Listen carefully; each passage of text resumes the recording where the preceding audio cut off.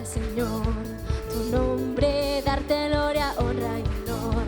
Por siempre bueno es alabarte, Jesús, y gozarme en tu poder bueno.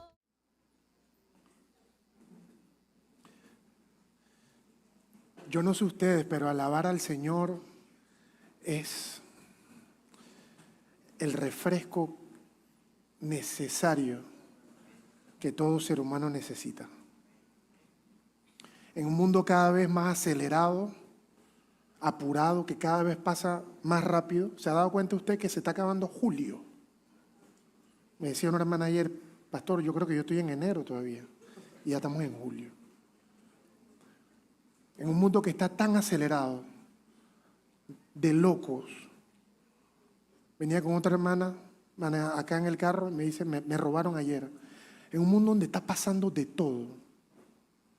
Que tú tengas el privilegio de cerrar tus ojos, poner la mirada en Él, disponer tu corazón, encontrarte con Él y recibir de la paz que sobrepasa todo entendimiento. Es un privilegio. Es un privilegio. Le damos gracias al Señor por estar aquí. Bienvenidos al estudio de Roca de Vida, Panamá. Y yo estoy bastante contento por los estudios que se vienen esta semana. Por cierto, estoy aquí porque el pastor Giordano y la líder Ana Gabriela tuvieron su bebé el fin de semana. ¡Qué bendición! Este aplauso es para ellos. El pequeño Noah ya está con nosotros, finalmente, esperado. Así es que estoy aquí para compartirles la palabra de Dios, el Evangelio. Y estoy contento porque vamos a hablar de Jesús. Y parece algo tonto, pero yo oraba y decía, Padre, que Jesucristo sea revelado a nuestros corazones. Y tenía anotado ahí, orar para que Jesucristo, para que el conocimiento de Jesús sea revelado. Y mi hermana Carmen arranca la oración de hoy, precisamente orando para que todos seamos llevados al conocimiento de Cristo Jesús. Y esto puede parecer algo obvio, estamos en la iglesia de Jesús, pero yo quiero que tú sepas que Jesús es una de las personas más influyentes, es la persona más influyente de la historia de la humanidad. Y eso es un halago, pero no es precisamente la razón por la cual estamos aquí, pero veámoslo desde la perspectiva del mundo. Jesucristo es tan importante que dividió el tiempo en dos. Esta tierra tiene más de 5,000 años, sin embargo tú y yo estamos aquí parados en el 2023 después de Cristo. Entonces, evidentemente es importante la figura de Jesucristo. Mira, ninguna religión seria se atreve hoy en día a decir que Jesucristo no existió. ¿Me puedes poner la primera foto ahí, hermana mía, por favor? Jesucristo es bien conocido en otras religiones. Estos son artículos de la BBC, algunos de ellos los vemos en las clases de doctrina y me los traje para acá, donde le hacen artículos a Jesús desde la óptica del mundo. Jesucristo, el primero es Jesucristo visto en otras religiones. Y es que en todas las religiones Jesucristo es o un maestro, o un iluminado, o un profeta, o un sabio, o alguien que hacía milagros. En el Islam, que están llamados a perseguir a los que no creen en Alá, aún reconocen a Jesucristo. Es considerado como Abraham, Moisés y Mahoma, uno de los grandes profetas de la humanidad. O sea, mucho respeto. En el Corán se reconoce la habilidad de Jesús para hacer milagros. O sea que, por eso no. Si usted pensaba que esa gente decía, está en contra de Jesús, como lo ve el mundo, ahí usted se está dando cuenta. Si el mundo no niega la existencia de Jesús. Entonces, ¿qué es lo que está pasando? Que no todo el mundo viene a la iglesia de Jesucristo. Si el mundo no lo niega, ¿cuál es el área gris en el medio? Este es otro artículo, el segundo. ¿Por qué Jesús tuvo éxito y tantos otros mesías aclamados de su tiempo quedaron en el camino? Y ese artículo habla de que en ese momento del tiempo que Jesucristo pisó esta tierra, era más propenso a que hubiesen y se desarrollaran más Mesías, y que en efecto hubieron otros Mesías, y que bueno, Jesucristo fue uno más, pero él sí tuvo éxito. Y todo eso hace sentido, pero vamos a romper con el molde y veamos quién dice Jesús que Él es, que eso es lo que realmente importa, ¿cierto? Por eso estamos aquí, porque el mundo nos da 10.000 perspectivas, 7.000 religiones lo reconocen, cada una a su manera, pero ¿quién dice Él que Él es? Juan 10, del 30 al 31. Estaba Jesucristo hablando con los fariseos en esas conversaciones que yo me imagino que disfrutaba. Y Él le dice a los fariseos, el Padre y yo somos uno. Acto seguido, versículo 31, una vez más, los judíos tomaron piedras para arrojárselas.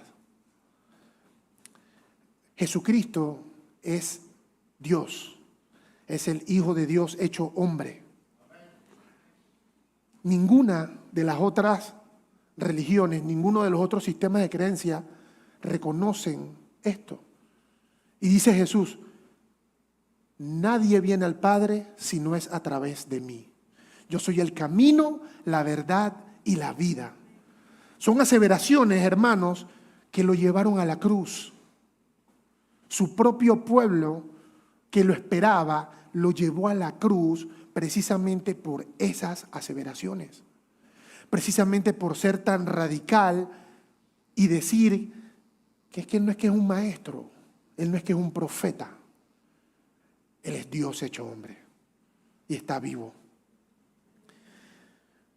Lo mismo pasó con sus discípulos en algún momento. Mateo 16, del 13 al 17. En un momento Jesucristo estaba con sus discípulos y cuando llegó a la región de Cesarea, Jesús le preguntó a sus discípulos, oigan, ¿quién dice la gente que soy yo? ¿Quiénes dicen la gente que yo soy? Y le respondieron los discípulos, unos dicen que eres Juan el Bautista, otros que eres Elías, otros que eres Jeremías o uno de los profetas. Y dice Jesús, ok, y ustedes que caminan conmigo, que viven conmigo, que escuchan mis enseñanzas, que comparten y conviven conmigo, ¿quiénes dicen ustedes que yo soy? Y el siguiente, creo que nada más le di a mi hermana, okay. Dice Pedro, tú eres el Cristo, el Hijo del Dios viviente, afirmó Pedro. Dichoso tú, Simón, hijo de Jonás, le dijo Jesús, porque eso no te lo reveló ningún mortal, sino mi Padre que está en los cielos. Y voy a hacer una pausa. Mira que Jesús no le dijo, dichoso tú, Pedro, que has entendido todas mis prédicas, que has escuchado todos mis mensajes, que apuntas todo lo que yo digo, que oras. Mira que no le dijo eso. No hay nada que Pedro pudiera hacer en su fuerza y su naturaleza para que eso se le fuera revelado. Esto se lo reveló el Padre que está en los cielos. La revelación de que Cristo Jesús es Dios es una revelación que viene del Padre a tu corazón. Por eso mi hermana Carmen citó al apóstol Pablo, que lo repetía en todas sus cartas. Yo oro para que crezcas en el conocimiento de Cristo Jesús. No importa lo que hayas hecho en el pasado para Cristo, por Cristo, lo que importa es lo que estás conociendo hoy. Muchos se confían en lo que han visto, lo que han vivido, lo que han experimentado y se enfrían, se entibiecen o se llenan de orgullo. Y Cristo quiere que lo conozcas todos los días de tu vida. ¿Acaso tú no compartes tiempo con aquel a quien amas? ¿Acaso no pasas tiempo de calidad con quien tú dices que amas? ¿Cómo alabamos aquí a Cristo con nuestras manos? Y pasamos el mismo tiempo con Él. Esa es la pregunta que como cristianos nos tenemos que hacer. Eso es lo importante. ¿Por qué les digo esto? Porque cada vez que tenemos una imagen de Jesús diferente a la que Él dice que es, nosotros podemos quedar adorando al Jesús hindú, al Jesús que creen los budistas, al Jesús que creen los musulmanes, al Jesús que creen los testigos de Jehová, etcétera, etcétera, etcétera. No es el mismo Jesús. Tú puedes estar sentado aquí, pero si no tienes una imagen clara de quién es Jesús, de la persona de Cristo, puede que te conformes con que estamos en el año 2023 después de Cristo y que tú eres trendy porque estás en esa moda y porque tú crees. Cuando la misma palabra de Dios dice que hasta los demonios creen y tiemblan. Entonces creer es solamente el inicio. Cristo vino para que tú le conozcas.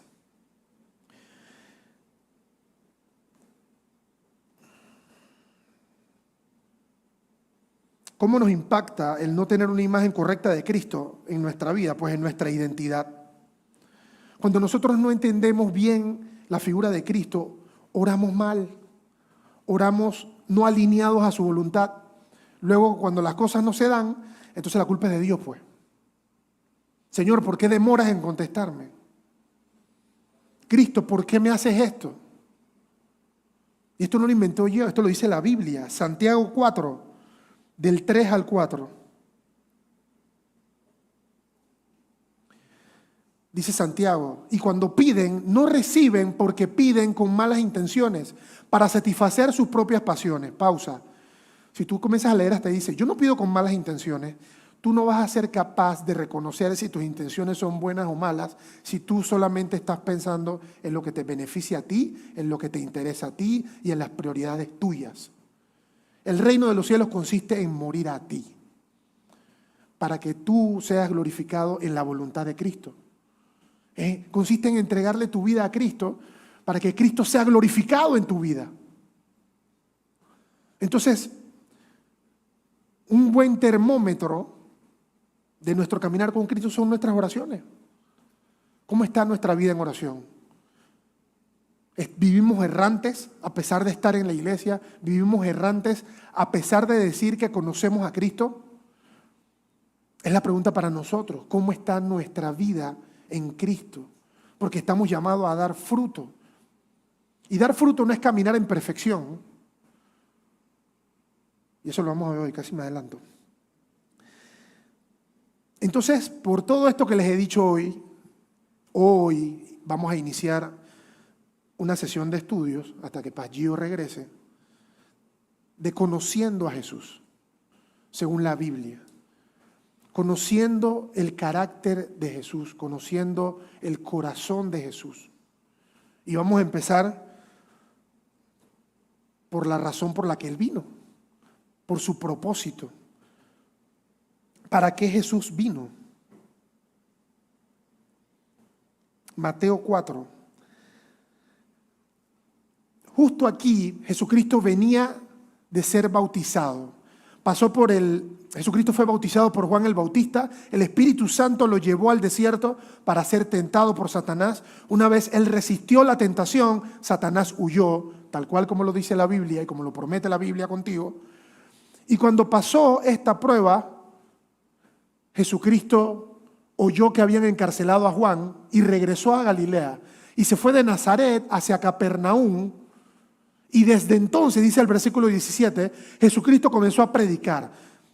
El inicio de la predicación de Jesucristo, antes de la bienaventuranza, antes de predicar cualquier versículo que a ti te guste, el inicio de la predicación de Jesucristo consiste en el mensaje siguiente: arrepiéntanse porque el reino de los cielos está cerca. Ese es el mensaje principal e inicial de la predicación de Jesús. Jesucristo cumplió con todos los ministerios. Enseñó, profetizó, sanó, reconcilió a nosotros sus hijos con el Padre, pero el inicio de su ministerio de la predicación consistía en este mensaje. Y hago una pausa aquí porque la razón principal por la que Jesucristo se hizo hombre es para que tú tuvieras un modelo a quien seguir, para que ya no sigas a ese artista favorito o al cantante de turno o a ese que sigues en YouTube y no te pierdes ni un video de los que saca o al que tienes en Instagram marcado como favorito. No, Jesucristo está por encima de todo eso. Te dejó un modelo para que tú lo puedas seguir en todos los aspectos. Por eso fue bautizado, para que tú entiendas que tienes que ser bautizado, y no de niño, sino cuando tengas conciencia de que necesitas arrepentirte y cambiar tu vida y enterrar al viejo hombre. Por eso fue tentado por Satanás, porque tú también vas a ser tentado. Y él te mostró la salida. ¿Cuál es la salida? Resistiendo en la palabra. La salida no es diciendo, yo soy el duro, yo soy el hijo de Dios, yo voy para allá porque a mí nadie me para. Ni Jesucristo hizo eso.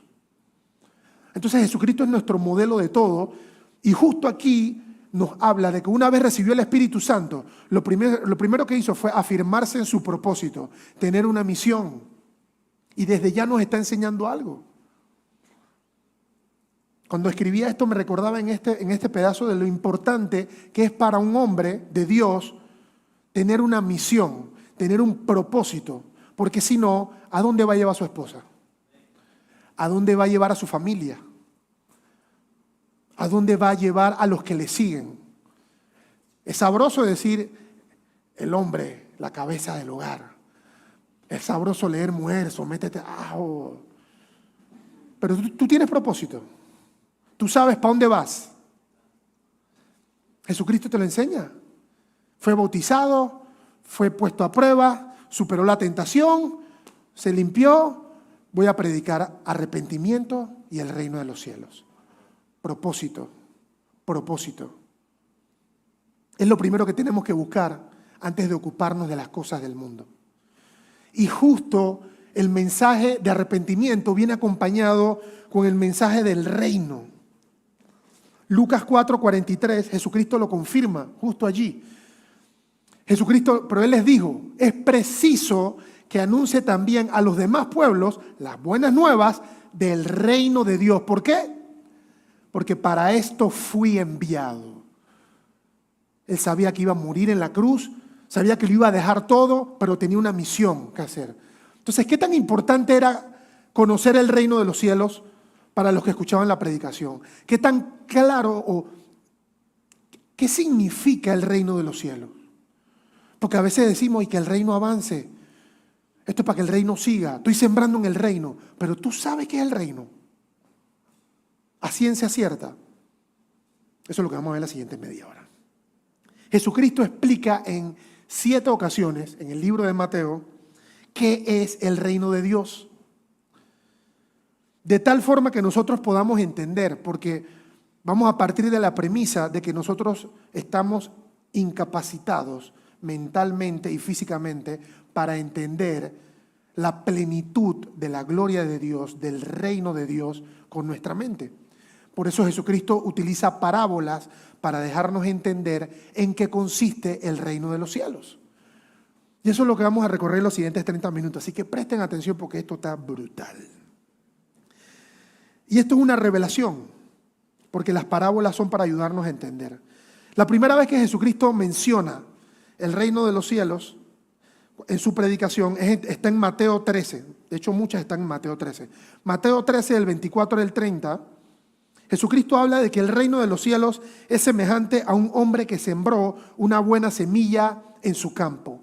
Pero mientras todos dormían, llegó su enemigo y sembró hierba mala entre el trigo y se fue.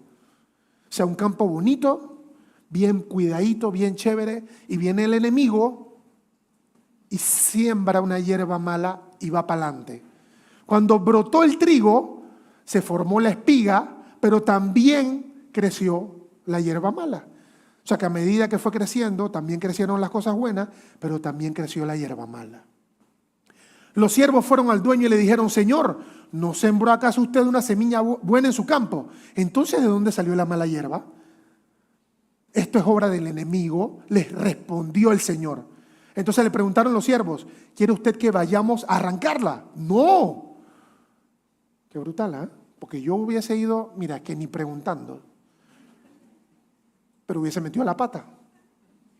Vamos a ver qué dice Jesús. No, les contestó, no sea que al arrancar la mala hierba, arranques con ella también el trigo. Mira esto, dejen que crezcan juntos. ¿Hasta cuándo? Hasta la cosecha. Entonces les diré a los segadores, recojan primero la hierba mala y átenla a los manojos para quemarla. Después recojan el trigo y guárdenlo en mi granero.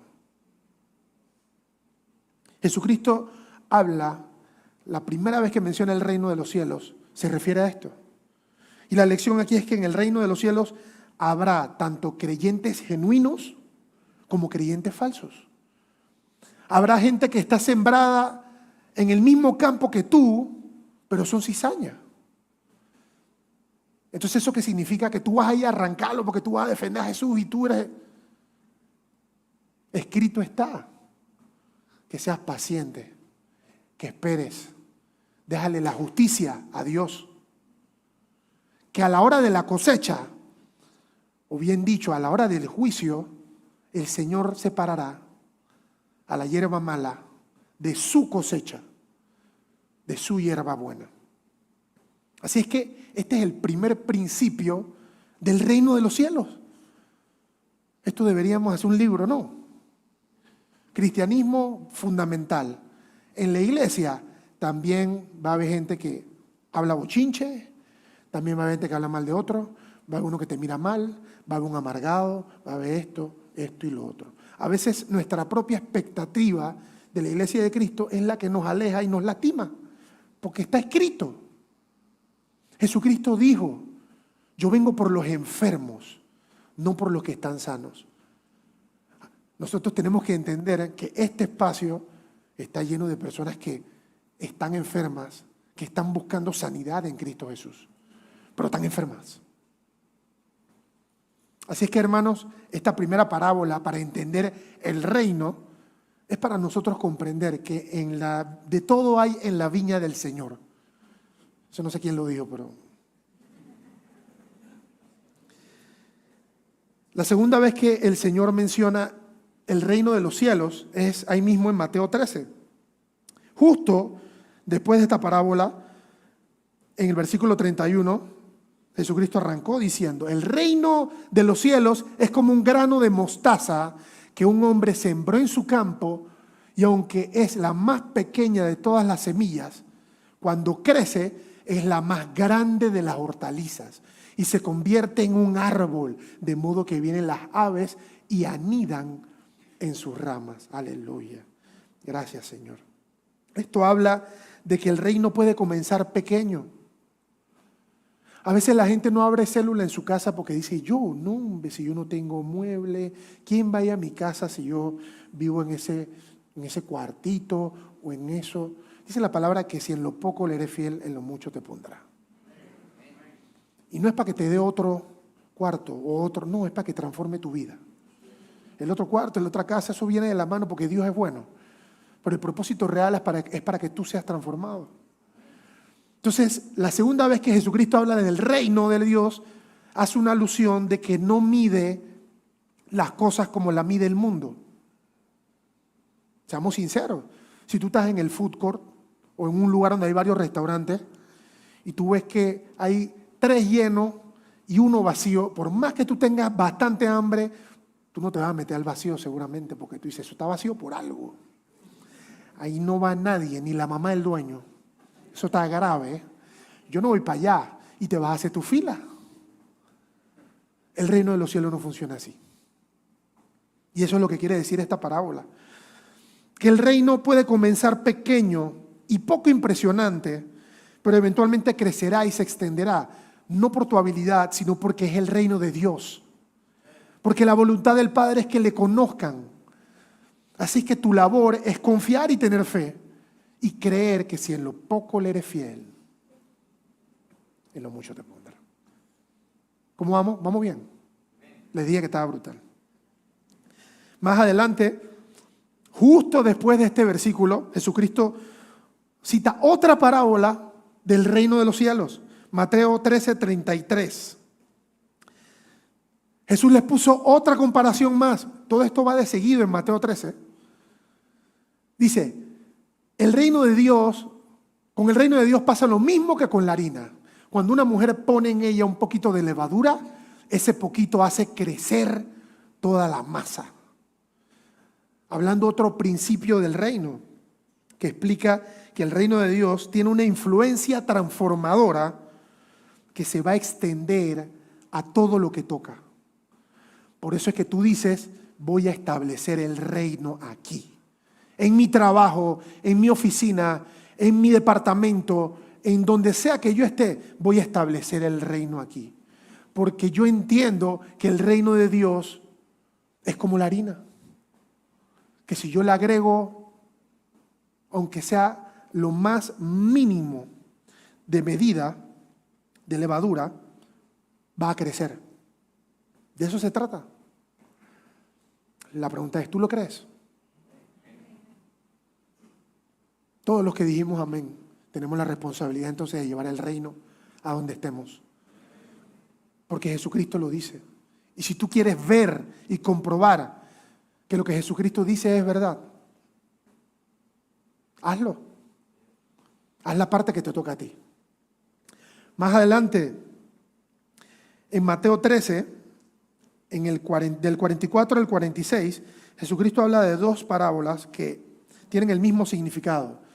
Dice, el reino de los cielos también es como un tesoro escondido en un campo, que cuando un hombre lo descubre, lo volvió a esconder y lleno de alegría fue y vendió todo lo que tenía y compró ese campo.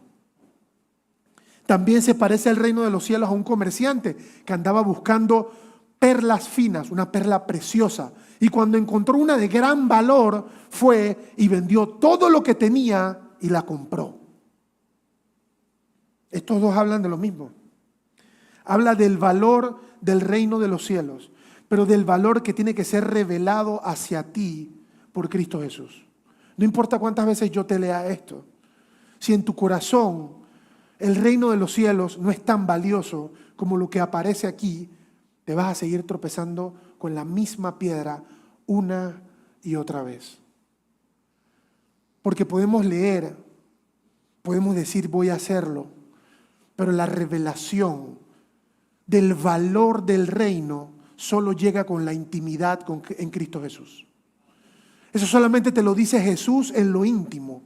Y es algo que penetra en tu corazón de tal forma que, como dice ahí, tú entiendes que esto es lo más valioso y precioso que tú vas a ver.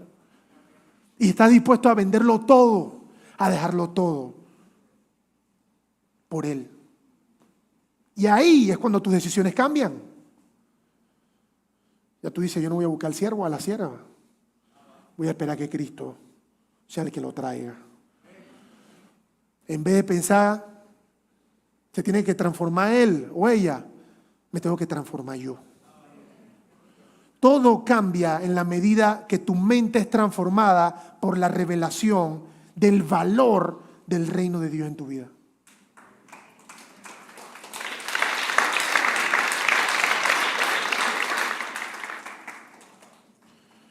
Tú eres un termómetro andante de lo que realmente crees de Cristo y de lo que no.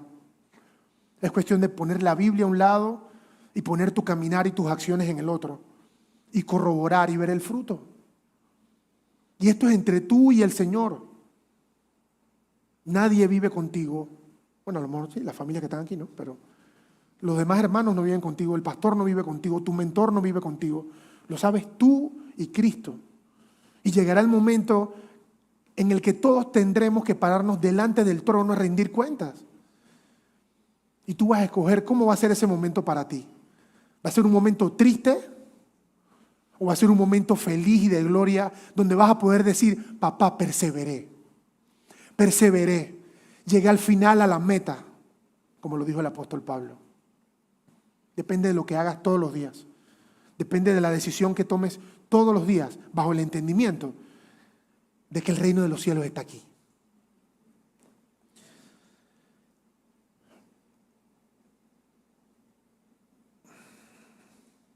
Ahí mismito, justo después del versículo 46, Jesucristo vuelve y confirma que es el reino de los cielos. Este es muy bueno. También el reino de los cielos se parece a una red echada al lago que recoge peces de toda clase. Cuando se llena, los pescadores sacan la red a la orilla, se sientan y recogen en canastas los peces buenos y desechan los malos. Así será al fin del mundo. Vendrán los ángeles y apartarán los justos de los malvados, dice el Señor. Jesucristo corrobora una vez más que este mundo seguirá dividido hasta el final. Jesucristo corrobora con esto y le da un mensaje a la iglesia también hoy en día de que la iglesia no va a transformar este mundo completo. La iglesia y el evangelio es de salvación para el que se arrepiente.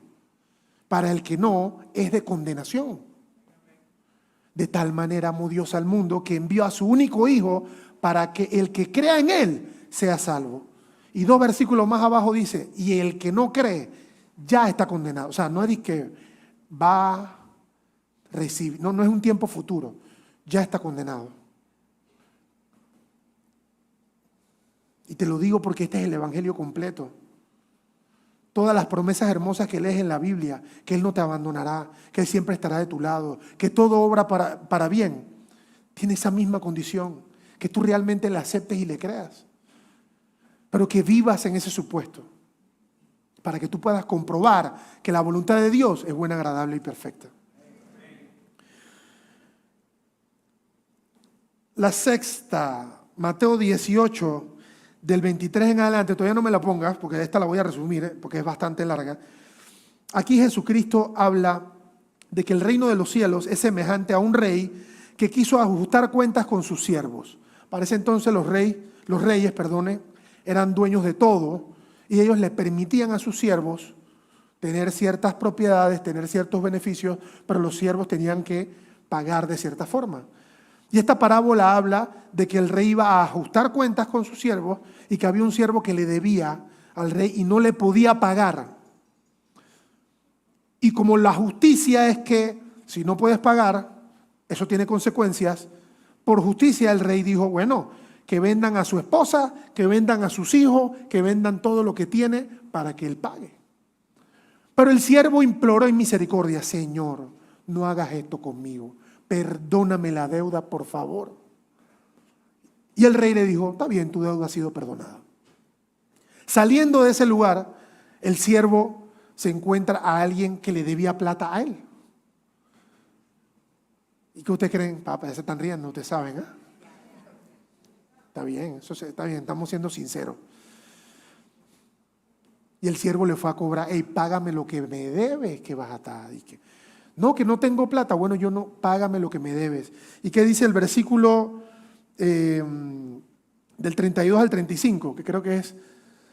Entonces el Señor mandó a llamar al siervo, el rey mandó a llamar al siervo y le dijo, siervo malvado, te perdoné toda aquella deuda porque me lo suplicaste. ¿No debías tú también haberte compadecido de tu compañero, así como yo me compadecí de ti? Y enojado, el Señor lo entregó a los carceleros para que lo torturaran hasta que pagara todo lo que debía. Dice el Señor, así también mi Padre los tratará a ustedes, a menos que cada uno perdone a su hermano de corazón.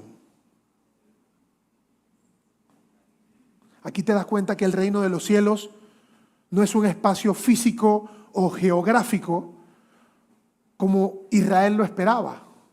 No es un castillo donde hay un gobierno que tiene límites. El reino de los cielos es de Dios y Dios gobierna en todos lados como le place. Todo es de Dios. Y el reino de los cielos es la forma en que tú, a pesar de que no eres de este mundo, vives en este mundo. Es la forma en la cual tú te conduces a pesar de que tú no eres de este mundo. Hasta aquí podemos concluir que tú no puedes decir que eres del reino de los cielos si te comportas como habitante del reino de este mundo. Jesucristo hizo una separación radical entre el reino de los cielos y el reino de este mundo. Más adelante aclaró que el príncipe de este mundo es Satanás y tiene su reinado. Y los que no le reconocen a él no son hijos del Padre, sino que son hijos de Satanás. Todo está escrito. ¿Por qué está claro esto? Porque eso quiere decir que tú no puedes estar con un pie en el mundo, porque todavía hay algunas cosas que me gustan y yo sé que no puedo dejar, y yo sé que el Señor conoce mi corazón, y yo sé que estamos trabajando en eso, y yo sé que estoy en mi proceso, y toda excusa para seguir con el pie en el mundo y con un pie en el reino de Dios, porque el único que se engaña ahí eres tú. Eso es lo que dice la Biblia. Y es importante entenderlo, porque no importa lo que nosotros creamos, lo que está escrito, la palabra de Dios, es la única verdad. Es la verdad exclusiva. Esta verdad es tan incómoda que por eso es que los sacerdotes llevaron a Jesús a la cruz. Los mismos que leían el Antiguo Testamento y lo esperaron por tanto tiempo, lo llevaron a la cruz. Porque esto implica que el que tiene que cambiar es tú, y no todo el mundo le gusta cambiar. Entonces, el reino de los cielos tiene un principio fundamental. De los pilares del reino de Dios, un principio fundamental es el perdón. Es el perdón. De la misma forma que Dios te ha perdonado a ti todos tus pecados, de la misma forma que el Señor todavía te sigue perdonando, a pesar de que eres cristiano y te sigues equivocando, de que eres cristiano y todavía cometes injusticias y piensas egoístamente, como yo, de la misma forma tú estás llamado a perdonar. 7 veces, preguntó Pedro. 70 veces 7, le dijo Jesús. Como dice nuestro pastor, no para que Pedro sacara la calculadora y multiplicara, sino haciendo una hipérbole de que ni las cuentes, porque tienes que perdonar. Amén. Yo soy poquito menos, pero está bien. Los que van a perdonar, ya veo que están comprometidos, eso es lo importante, que sean 5. Por algo empieza, acabamos de decir que el reino empieza por, tú sabes, chiquito y después, tú sabes, usted reparta perdón, hermano, que el de al lado también se va a animar a perdonar. ¿Está bien? Gloria a Dios. Y la última vez que el Señor mencionó una analogía del reino de los cielos fue en Mateo 20, del 1 al 16. Este sí lo quiero leer completo con ustedes porque me parece bien importante. Dice Jesucristo aquí, porque el reino de los cielos se parece a un propietario que salió de madrugada a contratar obreros para su viñedo. Wow. Acordó darles la paga de un día de trabajo y los envió a su viñedo. Cerca de las 9 de la mañana, la primera contratación fue en la madrugada, esto es ya más tarde, o sea, cerca de las 9 de la mañana salió y vio a otros que estaban desocupados en la plaza y les dijo, vayan también ustedes a trabajar en mi viñedo y les pagaré lo que sea justo. Así que fueron. Salió de nuevo a eso del mediodía y a la media tarde e hizo lo mismo. Hey, vayan que ahí hay una gente trabajando. Alrededor de las 5 de la tarde encontró a otros más que estaban sin trabajo y les preguntó, ¿por qué están aquí desocupados todo el día? Porque nadie nos ha contratado. Entonces le dijo, vayan también ustedes a trabajar en mi viñedo. Y al atardecer, o sea, casi 24 horas después, fue al capataz y les dijo, llama a los obreros y págales su día, comenzando por los últimos contratados hasta llegar a los primeros. ¿Está viendo aquí el orden? ¿Cómo hubiese hecho tú? Y llama al que vino de primero, si él se lo merece. Vamos a ser justos. Vamos a ver qué más dice aquí. Entonces se presentaron los obreros que habían sido contratados cerca de las 5 de la tarde. ¿Se acuerdan que comenzó a contratar en la madrugada? Bueno, se presentaron los que contrató de último. Y cada uno recibió la paga de un día. Por eso cuando llegaron los que fueron contratados de primero en la madrugada, ya se estaban frotando las manos. Decían, si esto les pagaron un día, yo hago mi regla de 3, así es que a mí me debe tocar un montón más. Pero cada uno de ellos recibió también la paga de un día. Al recibirla, comenzaron a murmurar contra el propietario. Estos que fueron los últimos de ser contratados trabajaron una sola hora. Dijeron, y usted los ha tratado como a nosotros, que hemos soportado el peso del trabajo y el calor del día. Pero él contestó a uno de ellos, amigo, no estoy cometiendo ninguna injusticia contigo. ¿Acaso no aceptaste trabajar por esa paga? Tómala y vete. Quiero darle al último obrero contratado lo mismo que te di a ti. ¿Es que no tengo derecho a hacer lo que yo quiera con mi dinero? ¿O te da envidia que yo sea generoso? Así es que los últimos serán los primeros y los primeros los últimos. Esto nos enseña que Jesús no se basa en el mérito o en los esfuerzos humanos, sino en su infinita gracia. Esto te enseña un montón de cosas, pero voy a tratar de resumirlo honestamente. Esto te enseña también a ti a no mirar lo que está haciendo el de al lado, para ver si tú estás mejor o peor que el de al lado. Tu métrica es la palabra de Dios, no el que está al lado. Voy a repetirlo. Tu métrica, tu estándar, es la palabra de Dios, a la cual nunca llegamos a esa estatura de perfección porque tenemos una naturaleza pecaminosa. Pero aún así, en su misericordia, Dios nos ha llamado justos, porque la sangre de Cristo fue derramada para que Dios nos pueda ver justos. Por esa gratitud es que podemos perdonar lo imperdonable. Por esa gratitud es que trabajamos. Aunque yo haya entrado en la madrugada y el otro haya entrado a las 5 de la tarde, a mí no me importa porque yo estaba muerto y ahora tengo vida gracias a Cristo.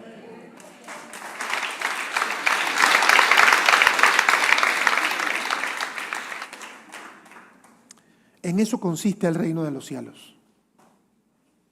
Estos son los principios básicos del reino de los cielos. Jesucristo, cuando comenzó su predicación, estableció estos pilares que hemos visto hasta ahora como el fundamento de lo que es y de lo que no es, para que todo el mundo esté entendido, para que todo el mundo sepa en qué se está metiendo. Es como el contrato. Entonces, cuando tú dices que el reino, que se haga tu voluntad así en la tierra como en el cielo, eso es lo que usted está orando. Cuando usted dice voy a llevar el reino de los cielos a tal lugar, esto es lo que usted está llevando. Pero para llevar algo a algún lugar, usted primero tiene que tenerlo. Usted primero tiene que vivirlo, respirarlo. Usted primero tiene que ser. Usted no puede dar nada que no tiene. Por eso es importante tener esto claro y ponerlo en práctica, vivirlo, para que su oración cambie, para que su mente sea transformada. Y entonces usted poder sembrar en otros lados el reino de los cielos. El reino de Dios o el reino en sí no es un territorio.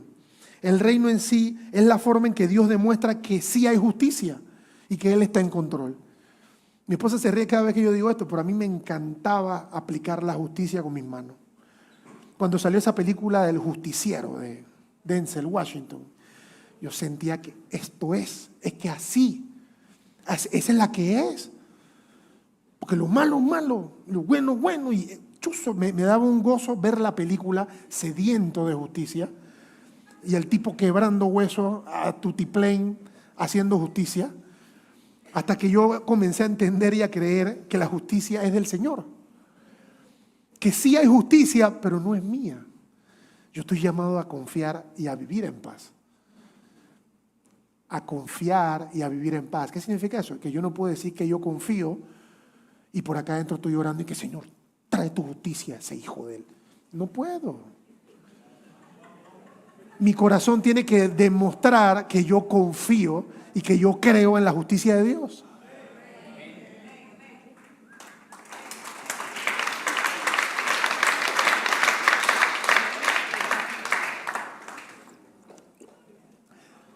Cuando todos los discípulos escucharon este mensaje, todas estas enseñanzas que salen en Mateo, el Señor en Mateo 13, en 51 les pregunta, ¿entendieron?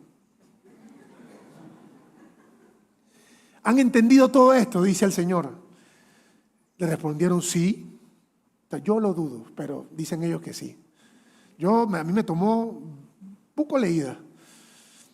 Entonces concluyó Jesús, bueno, todo maestro de la ley que ha sido instruido acerca del reino de los cielos es como el dueño de una casa que de lo que tiene guardado saca tesoros nuevos y viejos.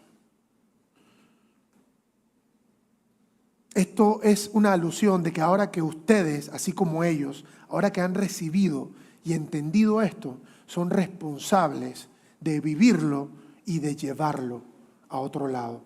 ¿Qué significa de lo viejo y de lo nuevo? Que de lo que ya tenías, que de lo que ya conocías, ahora se ha enriquecido con lo que has aprendido hoy. Y que eres responsable de llevarlo. de multiplicarlo, de llevar el reino de los cielos a donde sea que tú vayas.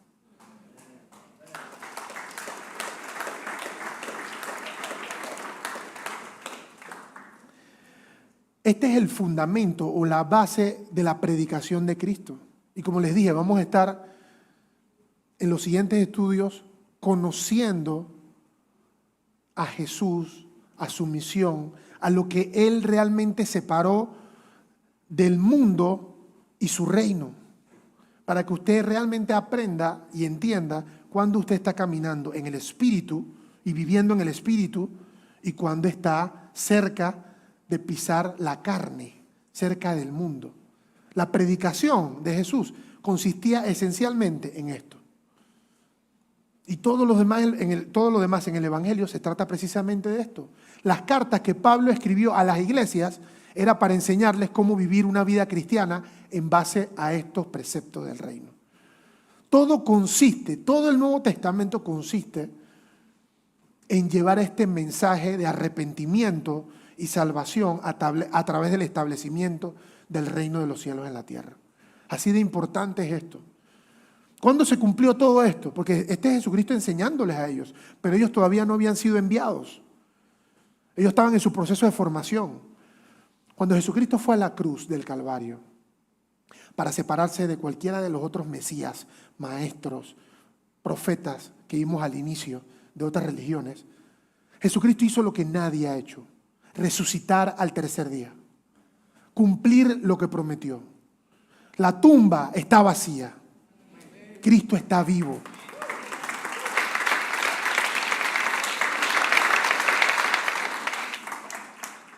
Y cuando resucitó, antes de subir a la derecha del Padre, les habló una última vez a sus discípulos de este tema. No les hizo otra analogía, no les hizo otra parábola.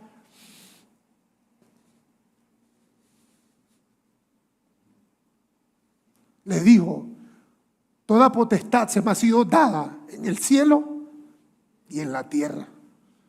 Todo poder se me ha sido dado, arriba y abajo. Confíen en mí, dice el Señor.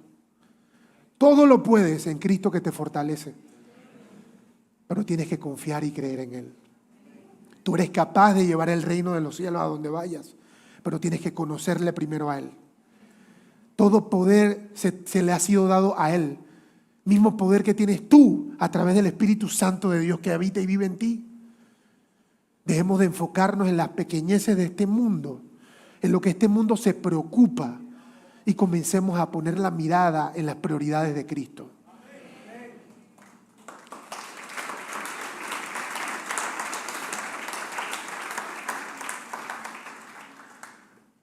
Este mundo no va a mejorar. Estamos en año electoral. Se repiten las mismas promesas que te repitieron hace 5 años, hace 10 años, hace 15 años. ¿Cuáles son los problemas del país? Salud, educación, agua. Es un disco rayado. Todo el mundo lo sabe. ¿Y cómo es posible que a veces pongamos más esperanza en ellos o en que el país cambie en vez de poner la esperanza y la mirada en Cristo Jesús, autor y consumador de tu fe? El único que cumplió lo que dijo resucito al tercer día, Él lo hizo. Él sí cumplió. Nadie más ha cumplido. ¿En qué estás poniendo tu esperanza, hermano mío? ¿En qué cosa terrenal estás poniendo tu esperanza? ¿En el salario? ¿En el jefe? El día que salgas de ese trabajo va a seguir andando, con o sin ti. ¿En qué estás poniendo tu esperanza? Tu esperanza es Cristo. Gloria a Dios.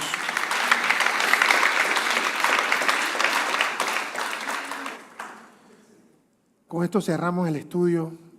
No se pierda la próxima semana que seguiremos conociendo a Cristo Jesús bíblicamente.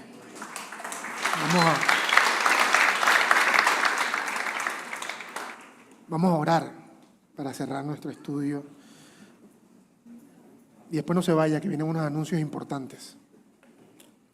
Padre amado, yo te doy gracias, Señor.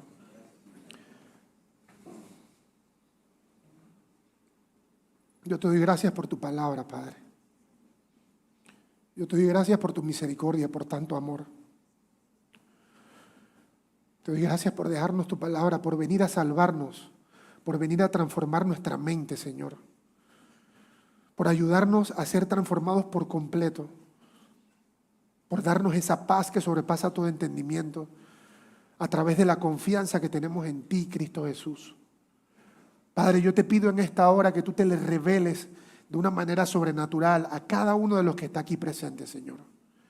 Que te conozcan, Cristo, de tal forma que no te han conocido al día de hoy. Que se les sea revelado en su corazón, en cada uno, que tú eres el Hijo de Dios y lo que eso significa para sus vidas y para su propósito, Señor. Manifiéstate, Señor.